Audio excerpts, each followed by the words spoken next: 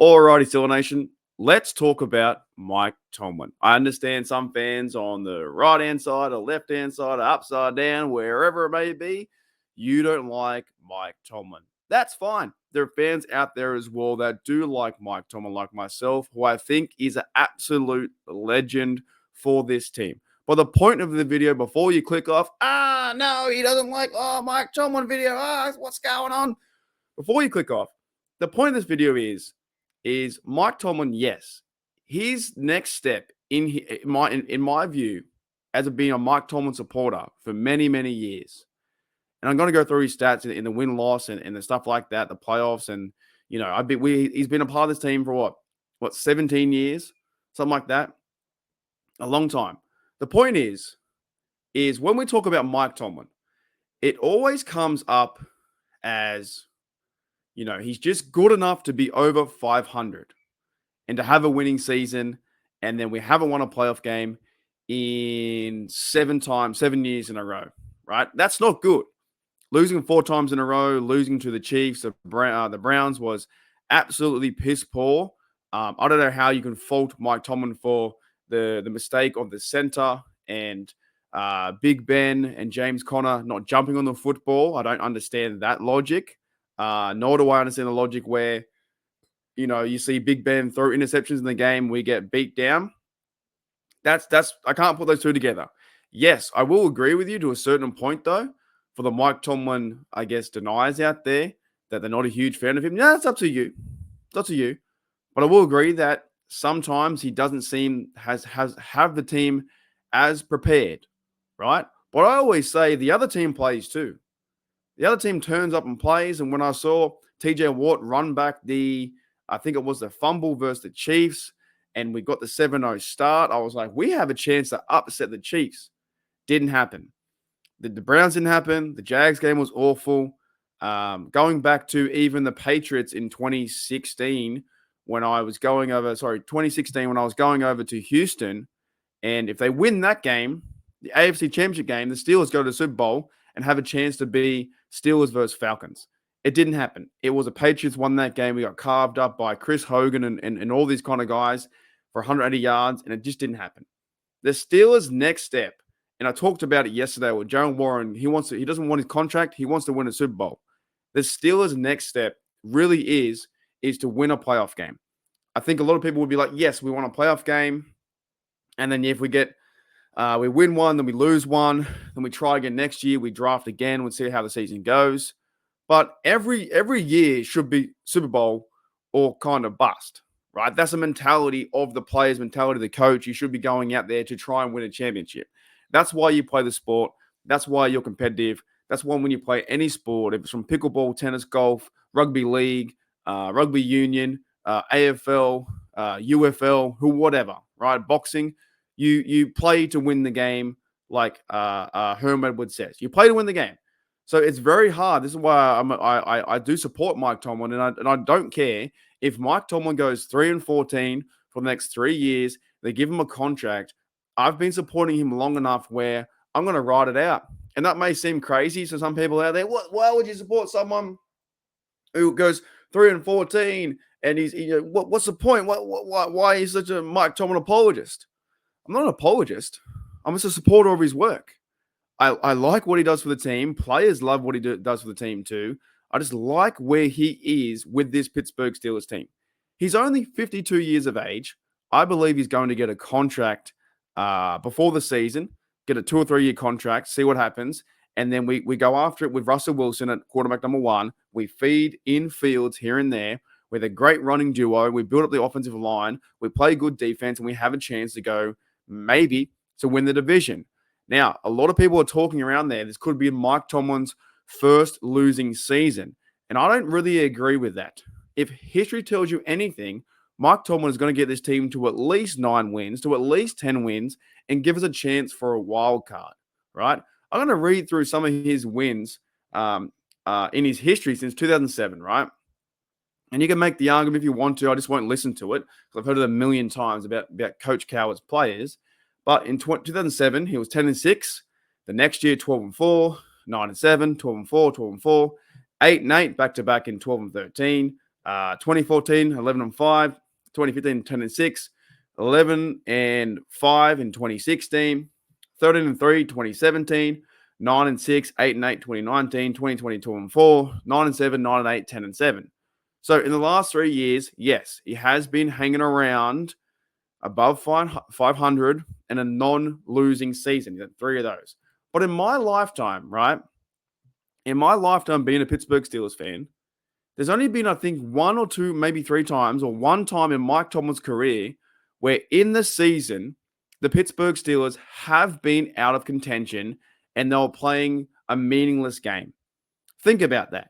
Think about that in the whole of reality. Don't think about the result. Think about the actual thing that happened where I think in one game, I saw a stat out there that in Mike Tomlin's career from 2007, when I really started watching football for 20 odd years ago, that one game is where the Steelers had no chance to go to the playoffs. So it was a meaningless game. Think about all those years where the Chiefs were bad. And yes, they turned around with Patrick Mahomes and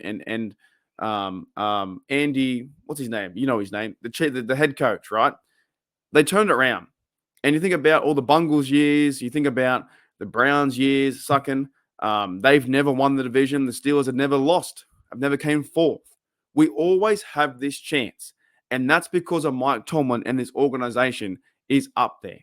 Yeah, some guys out there may not like the fact that we go 8-8 or go 9-8. We have a chance and that's like the end of it, right?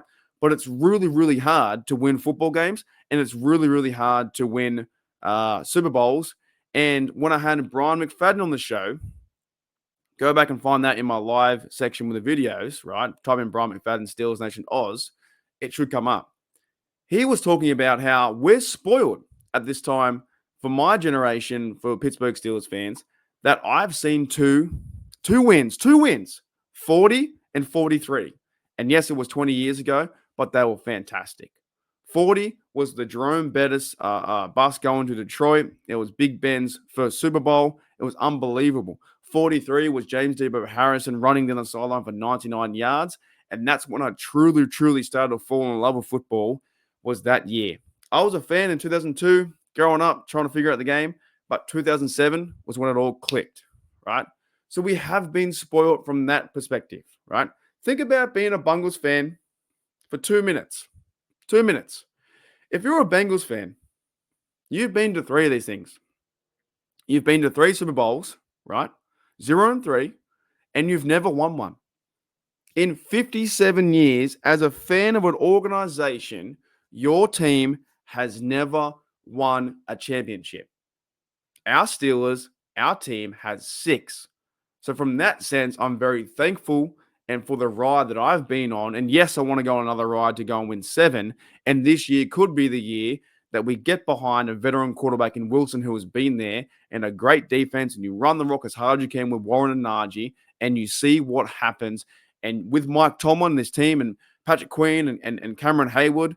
And the reason why I brought up Mike Tomlin today is I saw this photo a few days ago with Cameron Hayward, happy as Larry, right? And I saw another photo of Coach T. So you think about the opportunity right now for the Steelers to go and get another one under Coach Tomlin's leadership, because the players love him. The fan base is 50-50. I understand that. I've seen that for 6 years.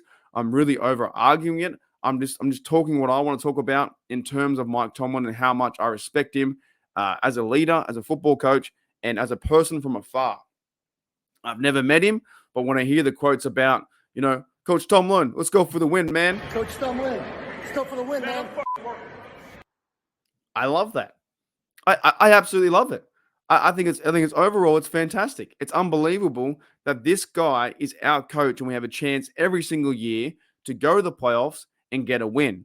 But I do understand too that the next part is we haven't won one in a long time. The Bills took care of us. But, there were fumbles, there were things happening, there was interceptions in the goal line. It didn't go our way.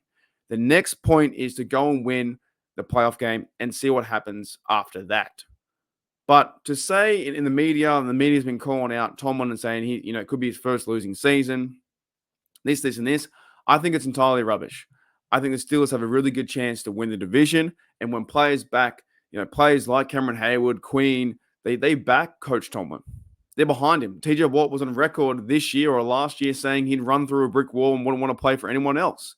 They back Mike Tomlin. That's why players come to Pittsburgh, is they want to play for Mike Tomlin and the organization that represents the black and gold steel city of Pittsburgh, the hardworking community. And now we're getting back to it. And I've been there 3 times. So anyone saying, "Oh, you've never been there. You've never been to Pittsburgh. You know what's it?" Many guys out there, "You've never been to Pittsburgh. What are you? You can't talk about Pittsburgh. You're from Australia." Yes, I can. I've been there 3 times. I've been surrounded by 65,000 people waving my terrible towel on Christmas Day. I definitely can talk about the experience like that. I've been in the bars. I've been in the shopping centers. I've been in the hotels and walking down 6th Street and South Side and on the North Shore. I've been all over there. I've been to hockey games. I can talk about this because I have been there.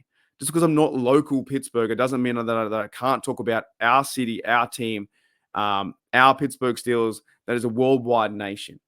Mike Tomlin has a chance this year to go again to get a non-losing season, but improve on that as well. And once he starts to improve on that, we can win a playoff game, get a home playoff game with the AFC North divisional championship, and then get a home playoff game, defeat whoever's a wild card team, and move forward.